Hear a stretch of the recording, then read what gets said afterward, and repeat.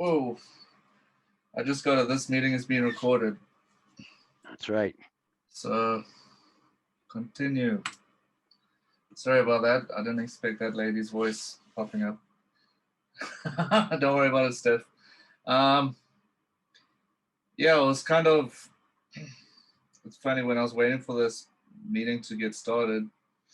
I didn't say anything, but in the back of my mind, I'm like, wanted to say, "Shut up, everyone! Just let me get this over with." Because I don't know. I haven't shared my story before, and sometimes for me the worst type of anxiety is that anticipatory anxiety of, well, like I for me I want to manage a moment, control a moment. I want to be able to put my finger on it, but when I'm anticipating I can't quite catch it, and that bugs me. Anyway, uh since I thought I'd start with a poem because it kind of gives a background of some of my drinking. It doesn't have a title. You shiver outside the pub. I can warm your hands. When I drink, my hands glow, but I never mention it. Your hand lies inside both my palms. It feels like I'm holding a fawn. I feel sorry for girls who rattle out in the cold. Ah, you're so warm. A smile soaks into your face. The perfume of touch is all I can remember now. I hope she knows the beer had nothing to do with it. Anyway, maybe the beer did have something to do with it. We'll never know. Um, so I guess I'll give you a bit of a backstory. Start from the beginning. I I was born in South Africa. I was born a twin, and born actually into an unhappy marriage. My parents both divorced when I was 5 years old, and I ended up going to stay with my mother for the first 18 years of my life. And I lived in a very, very tightly knit Christian context, conservative Christian environment. Um, it's funny because I'm sometimes fascinated by a few documentaries that talk about religious cults because although I wasn't in an actual cult, I can identify to a lot of the emotions and a lot of that feeling of being on the inside and not being able to transition to the outside very well.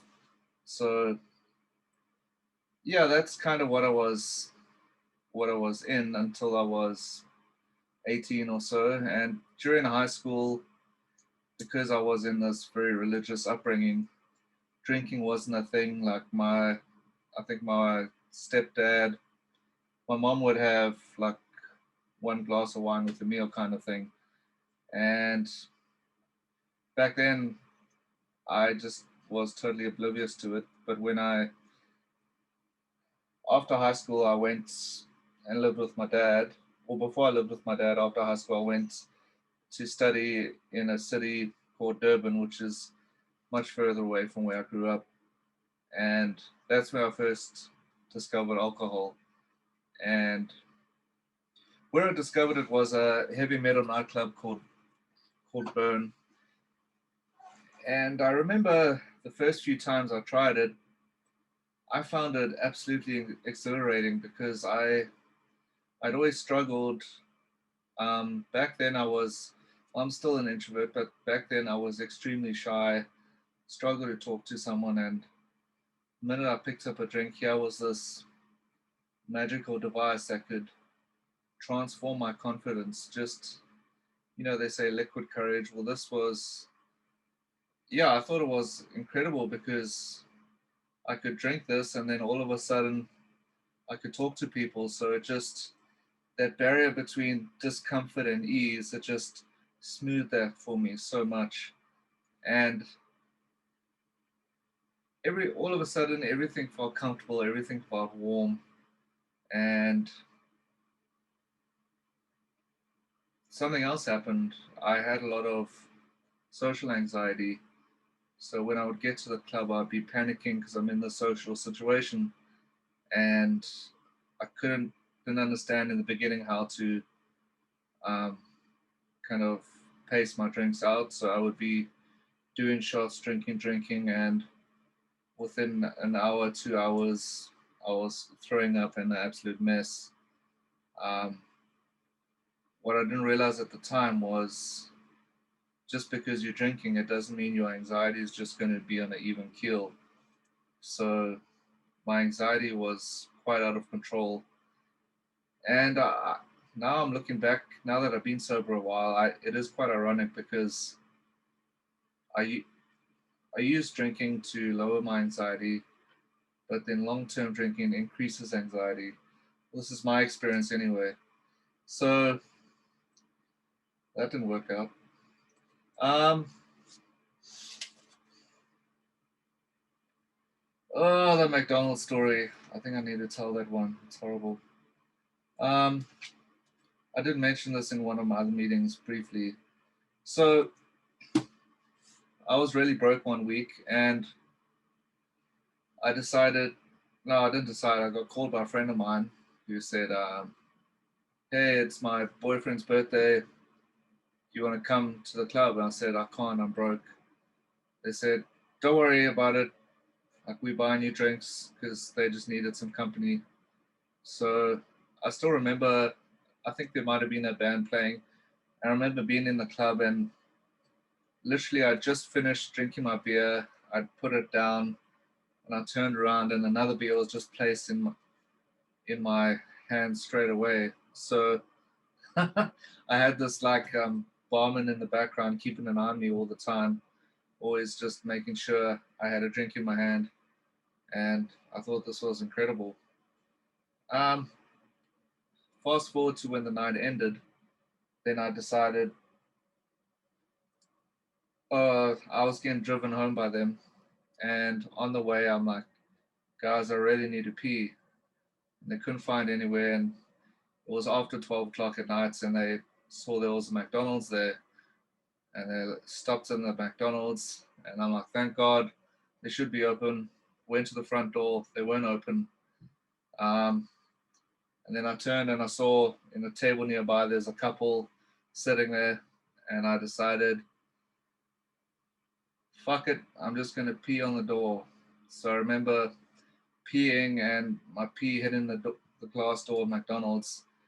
And unbeknownst to me, while this was happening, the cops had arrived. Um, don't know why, but they were there. So he was kind enough to let me finish. And then, and then I got thrown into the back of a cop car. But before they threw me in, they looked at me and said, "What are you doing?" I said, "I needed to pee." They said, "You can't just pull your cock out in public like that." I said, "Oh, okay." And then he looked at me. He's like, How much have you had to drink tonight?" So I said, "Oh, only 2 beers." And he could tell that was bullshit. And he said, "Oh, I don't think so." So he threw me in the back of his van. Now, I didn't know this at the time, but these officers were actually had just gone off duty. So I'm driving in the back, and this I was with a boyfriend and girlfriend, and the girlfriend who I was friends with, her her dad or some relative happened to be a judge. So while in the back of this police van, I'm busy texting her, and she's like, "Oh, don't worry, my dad's a judge," and she come up with this long story of what she's gonna do to get me off the hook, kind of thing. And I'm terrified. Like I'm texting in the dark in a police van. Don't know what my next move's gonna be. Um, then it turns, but then I realized something was up because still driving me all the way into the police station, they kind of just passed one of the traffic lights and told me to get out, and I got out. Instead of expecting to see a police station, it's just a completely empty road at night. Um, that's when I later learned that they were off-duty policemen. But the couple who were giving me a ride home were following, so they managed to pick me up.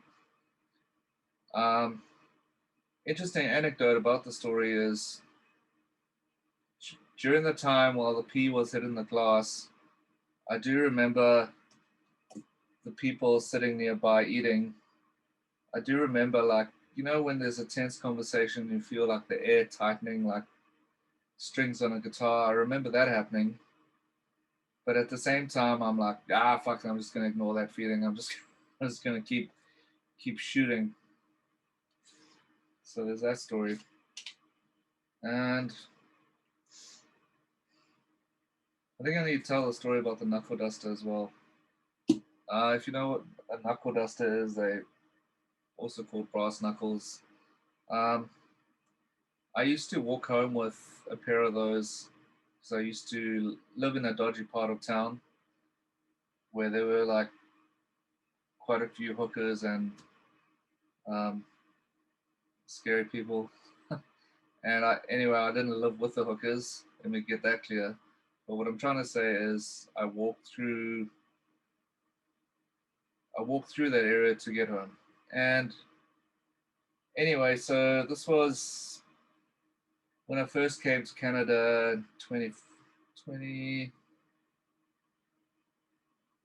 No, I think it was the last time I came when I finally came back to Canada for good. In 2014, we were going. I don't know why, but I was still a dumb 20-year-old, and we were going through airport security. And for some reason, I really liked the feel of these knuckle dusters in my hand. I don't know why I bonded with them. They were my babies. The heaviest thing I punched was a tree, but I decided I really need to pack these because I don't know, they meant a lot to me. And at the time, I wasn't thinking, oh, it's a gang related weapon. I'm just like, no, they're comfortable in my hands. So get to airport security, and this is in Amsterdam, and I happened to be the last person in the line, and everyone else went through, and then this big nasty security guard with like a lot of weapons, and I don't know why, but he had this bulletproof vest on, and it had like about 10 pockets with like every tool you could think of, and he was a big fellow. So he pulled me aside and said, I need to talk to you about something. So I said, and I was still naive and said, yeah, sure, what? And he held up the knuckle dusters and he said, what are these? And he started asking me, where did I buy them? And blah, blah, blah, blah. And meanwhile, like, my heart is just going,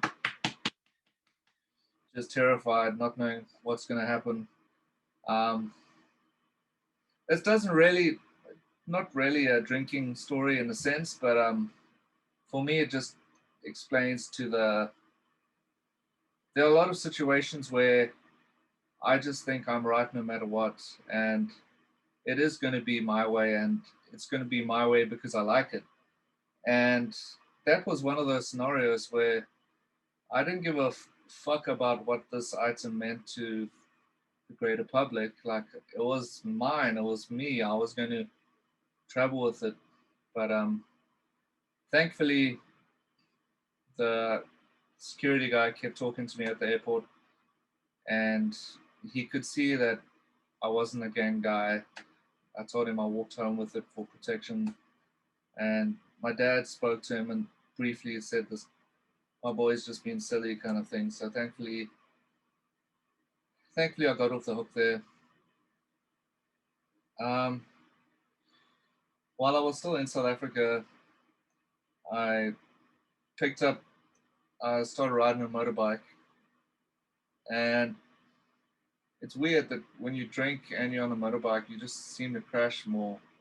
I don't quite know how that happens, but it's oh, and smoke weed. I left out the trifecta. Um, so it's not a good idea, but I did enjoy the freedom it gave me. Eventually, I joined a bike club, and they named me Crash because that's all I ever kept doing. Um, so one of my notes says hitting a pedestrian, so I think I should tell that story. because that's something you shouldn't do. I don't recommend it. Um, what happened was I was driving with my brother. I think my brother just visited me, and I was driving him home. And I'm busy.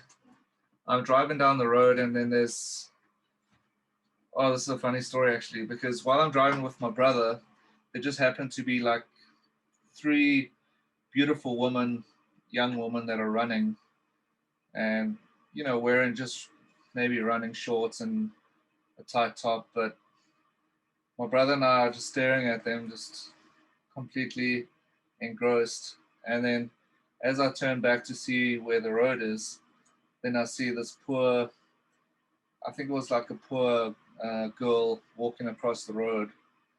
And I didn't have time to react. So I remember braking and hitting them, and them flying forward. Um, Believe it or not, I think I was sober during this, but they flew forward, and then the bike carried on, and then my brother fell off the bike, and I stayed on the bike and came to a halt.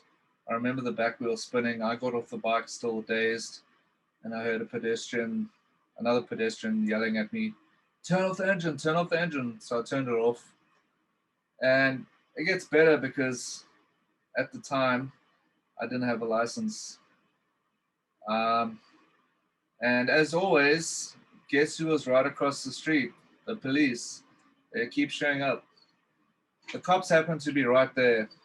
So, I've just hit someone, I've crashed, and then my brother kind of comes to, and well, he was knocked out, but he stands up and he sees the cops, and my brother's already walked to the other side of the road, and there's a family helping him, and he shouts at me, "John, the cops, the cops!" So I'm like, "Oh fuck, make a plan." So because of the way my bike had fell, my clutch was bent, so I could only be in first gear. So I remember revving that puppy up, whee, all the way to the first traffic light, and then stopping at the traffic light, looking behind me. Okay, no one's there. Got off, bent my clutch back, and then rode all the way home. Uh yeah, that was a pretty scary experience. It got better because I was just about to leave for Canada. I told my dad this. He spoke to his lawyer, and the lawyer said, "You have to come clean and go to the police station and report this." So I went to the police station to try to report this. This happened to be one of the most corrupt police stations in the whole city, the one I chose. So when I went to report this, um, the police officer said something like, "Well, yeah, we saw this happen." He's like, "What's in it for me? What can you do for me?" So I'm like, "I don't know. My dad is a lecturer at one of the local colleges, and I could probably come up with, a couple $100 for you." Um, so while this is happening, the guy who's taking me to the police station, the guy I'm staying with, he's a coke dealer, and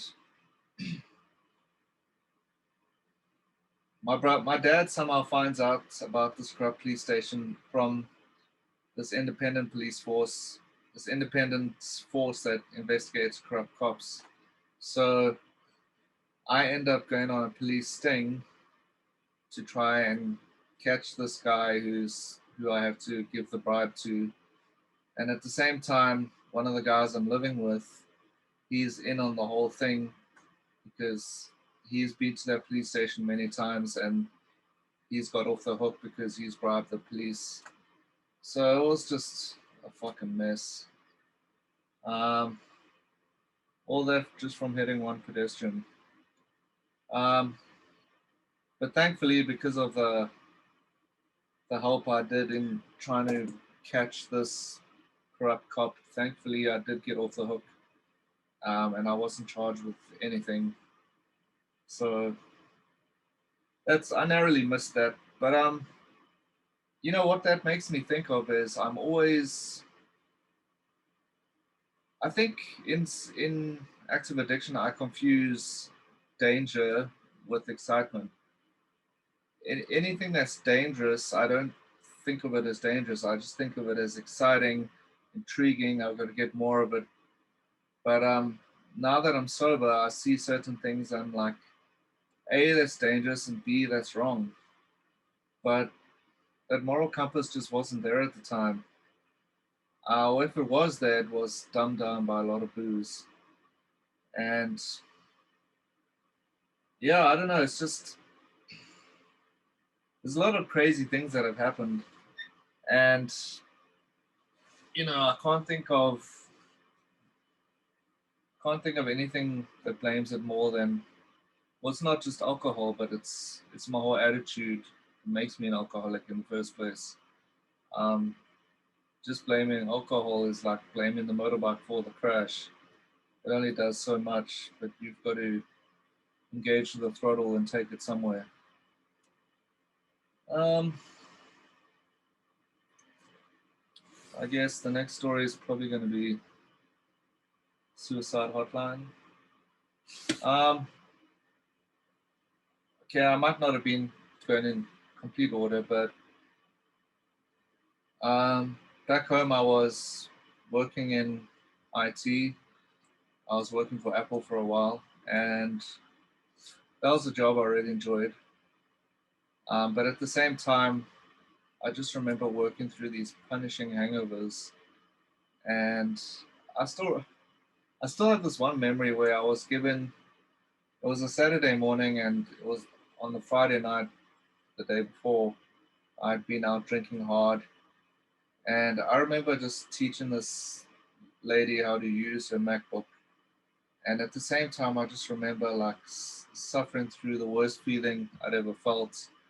And now that I look back, I'm thinking, I'm sure she smelt it on me, man. I must have smelt like the most stinkiest brewery ever.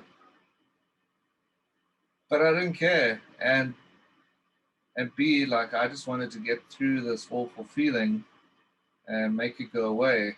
And ironically, I think that's what starts me drinking in the first place.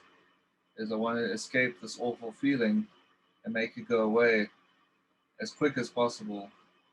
Um, that's another thing I've come to realize is I've become better now that I'm sober at sitting with uncomfortable feelings for extended periods of time.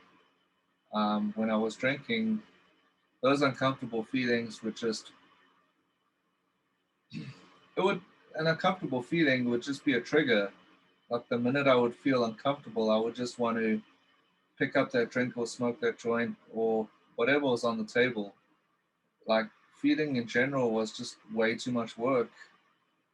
I don't want I don't like to do work. I only do work on my terms. That's about it.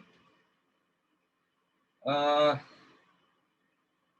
but I guess I got to talk about the suicide hotline. It's my drunk tank story. It's one of my weaker moments, but I guess it's a good story for the Dopey Nation. First, I'm going to drink water.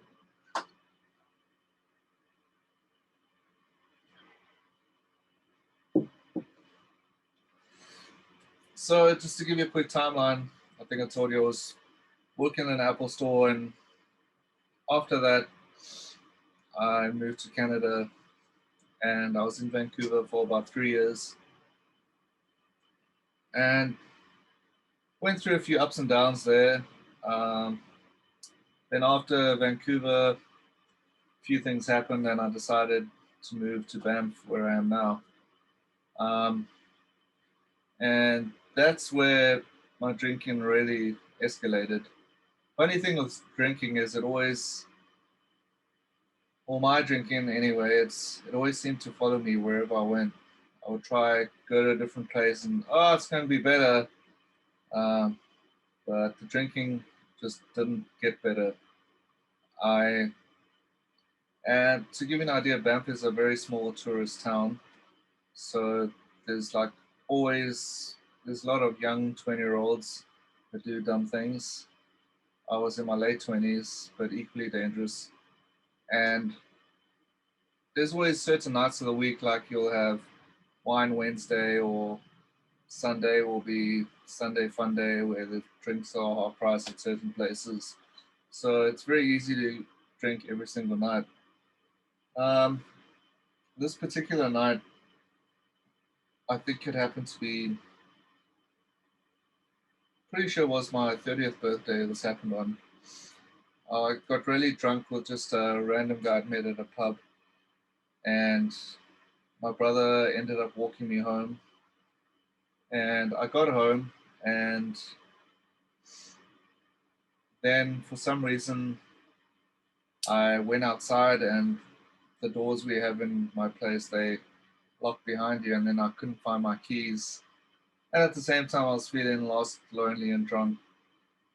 I remember walking over, we have a local pedestrian bridge that goes over the river. And I remember walking over that, looking at a few side roads on the other side, couldn't find them. And then I walked back to the middle of the pedestrian bridge. And then I get this bright idea, you know what, let me call the suicide hotline because they're going to help me find my keys. So I remember calling the suicide hotline and speaking to a woman there, and saying to her, um, I really need help. I need to find my keys. And I remember her pausing. And you know the tone of voice you get, you hear someone say when you say something that sounds completely full of shit? She's like, what? You need help with your keys? I could see she was totally confused. And it made the situation better when I said to her, she said, where are you? I said, I'm on a bridge. And then 5 seconds later, I said, don't worry, I'm sitting down. And I sat down on the bridge. Because that makes it better. So the worst, that was really pretty bad. But then I decided to hang up the phone. So they're now panicking and they're escalating the situation. And I can't remember, I must have spoken to someone else on the phone. And then I thought, oh, I'm getting nowhere. These guys aren't helping me find my keys. Let me go back down the road and see what I can find. So I could still find nothing on the roads I was walking on. And I turn around, and guess who shows up? The police. Um, because obviously I'd called the hotline and they called the cops, uh, and also I recognized the cop too. You know, I think I know my drinking became worse when I started to get to know well, you know, when you have your local bartender that always recognizes you, or when that becomes the police, that's a problem. And that's what's happened to me. So anyway, I see the cop and he reads me his rights, and I still remember when he put the handcuffs on me, the cold clang of handcuffs and that clicking sound it makes. That's a very sobering moment when you have to get cuffed. And he drove me all the way to the station, and I went to the drunk tank. And I remember in the drunk tank just being so full of shame and just feeling like, just feeling just this complete fungus of emotions of feeling angry with myself, ashamed of myself. Um, didn't know why I kept doing this. Obviously scared because now I'm literally locked up in a cell. I can't go anywhere.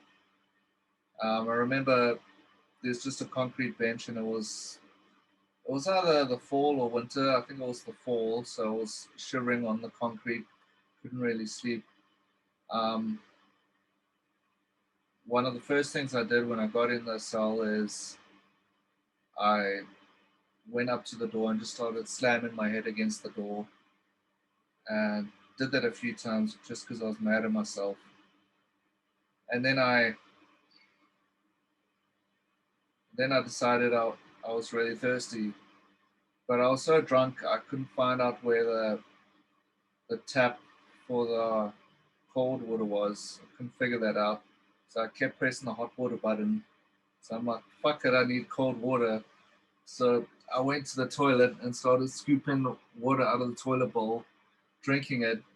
I'm like, oh, so good. This is so nice and cold. Um, I wish this wasn't true, but it happened. And then I heard the police officer yelling at me saying, John, what are you doing? Why are you drinking out of the toilet? So I'm like, well, because I'm thirsty. This tap only gives me hot water. He's like, no, there's cold water button next to it.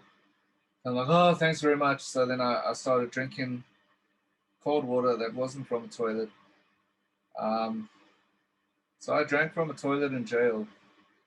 That's not the best claim to fame. So remember earlier I started the story and I said that I'd lost my keys. Well, I remember waking up the next morning and I think I started work at like,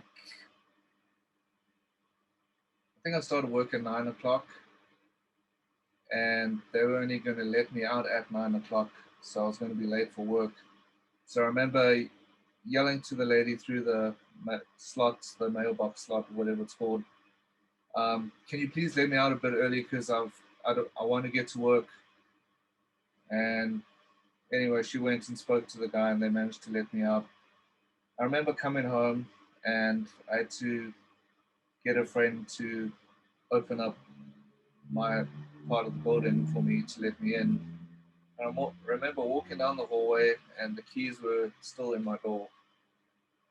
So how about that? What? Oh, we're still doing good on time. Um, I do remember another occasion when I got violently drunk, and I did a really, I guess you could call this another suicide attempt. It wasn't a very bright one in retrospect, but I remember feeling this. Um, Give me 1 second.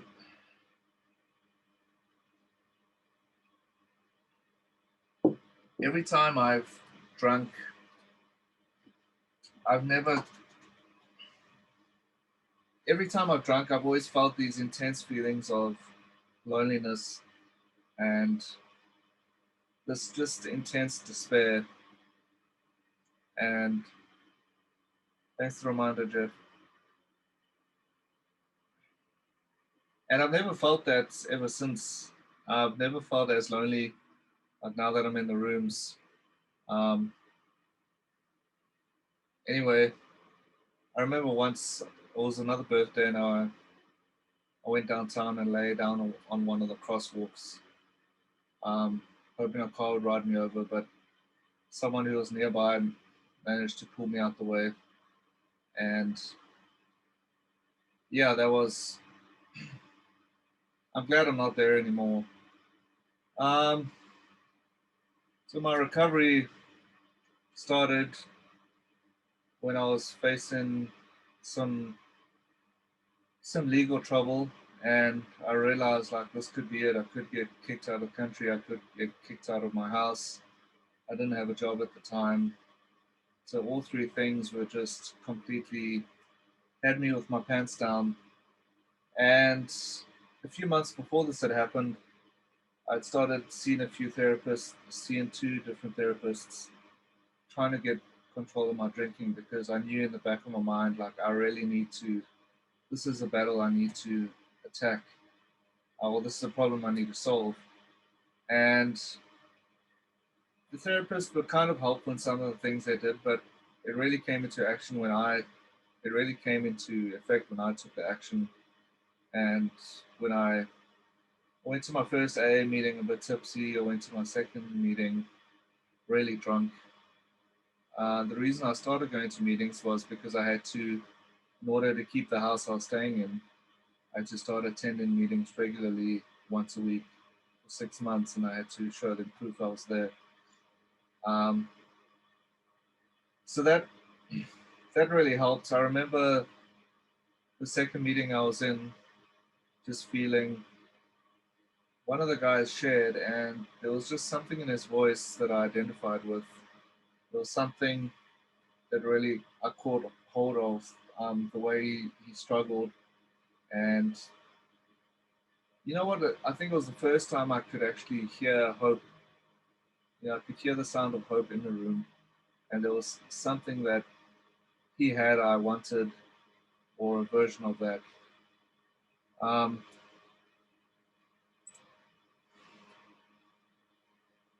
After that, this was November 12th, 2019.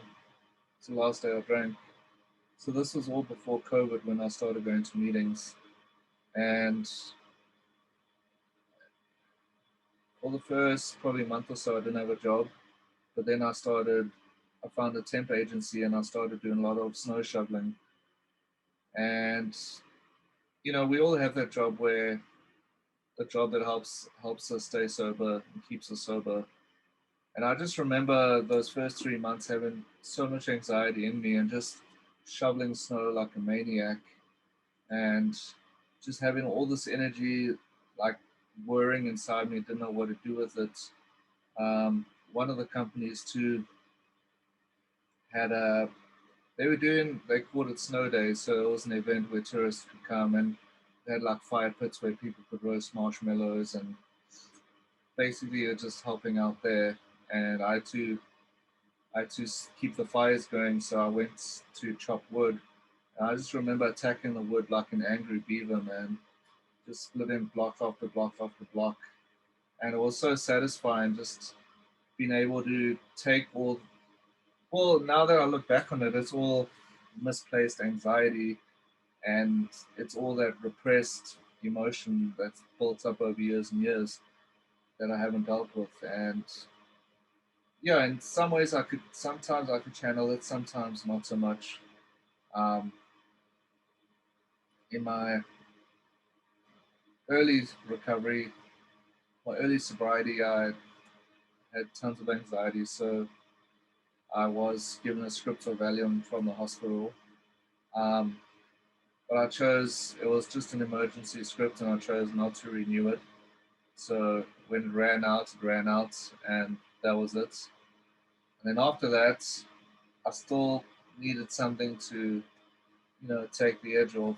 So I I had another script at a pharmacy for, I think it was Ativan. I could have renewed, but I decided I would smoke cigarettes instead of taking another opioid because I just know those things are way too delicious. And yeah, I guess what I do to stay sober, I attend meetings. I don't do in person that much anymore, but I do attend online meetings. I listen to Dopey pretty much every day, um, which is kind of great because it is very 12-step focused for me, but at the same time, it does share a few of those drinking stories, which is it's helpful, and I think it's that fine line between where something could become a drunkalog and where it doesn't, and that's why podcast works for me. Um, I don't know what else I have to say. There's probably more recovery I'm missing. I think I'm going to end it there, guys. So you're welcome to say anything you need to, and yeah, thank you all for being here.